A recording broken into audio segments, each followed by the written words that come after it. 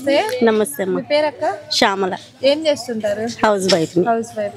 చెప్పండి అక్క, next CM ఎవరైతే బాగుంటుంది? జగన్ అనే వస్తాడు. ఎందుకని? ఎందుకంటే మాకు చాలా చేశాడు. పిల్లలకి అమ్మఒడి కానీ, నాకు ఇల్లు స్థలం కానీ, మా ఆయన వాలంటరీ జాబ్ కానీ బాగానే చేశారు మాకైతే. నెక్స్ట్ కూడా జగన్ అన్నే రావాలి.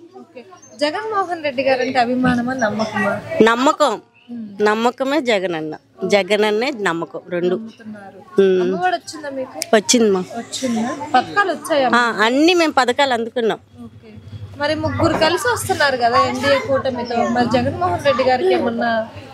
ఏం లేదు, జగన్ అన్నే వస్తాడు. జగన్ అన్న కంపల్సరీగా మాది జగనే నమ్మకం. జగన్ అన్న వస్తే మాకు పాలన కూడా బాగుంటది. అది పిల్లలకి ఉండు, నువ్వు చెప్పకు. ఆదుకున్నాడు మాకు. మేము డ్వాక్రా మహిళలు అండి.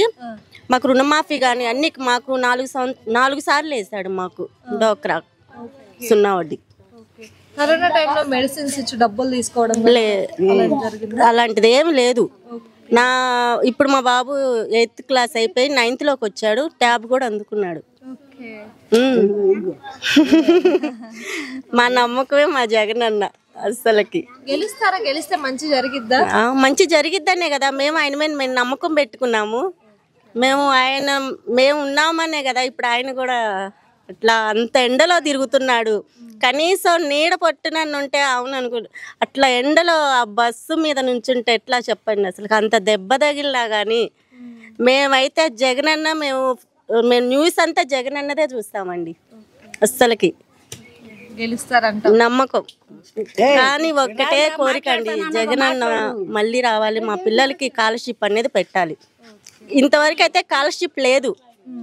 పిల్లలందరికీ స్కాలర్షిప్ ఉండాలి.